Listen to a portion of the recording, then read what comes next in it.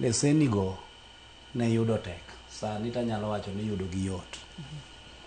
Mano en yot, but pek ma wan go e construction ka nitie gik mang'eny midwaro. Nitie gik ma nyaka iluw, ma gigo ka ok iluwogi maber ebinjo ka ute moko lwar.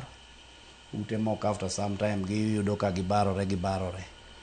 Koro pek wayudo ni nitie materials moko ma ok meet the standard madwarore. Koro kaka gidonjo e Kenya kae ma ok wang'eyo, ma mano engineer bro konowa, kech wan gi materials ma fake mang'eny ma ok wang'eyo approvals ma gidhi through momiyo gichopi. Wan wa jogedo wabro nyiewo, inyalo ni nengo ne ni piny, to jaohala nyaka ibed mana jaohala, nyaka ing'i kori kaka jayuto. Koro sama iseng'iyo kaka jayuto idhi yuto, to ka kiny iwuok ng'e ni nyingi be iketho. Koro kaka wanyalo geng'o gigo ma ok up to standards emonego sirikal okonywa. Wacho kanyo ni nitiere ute marumbore.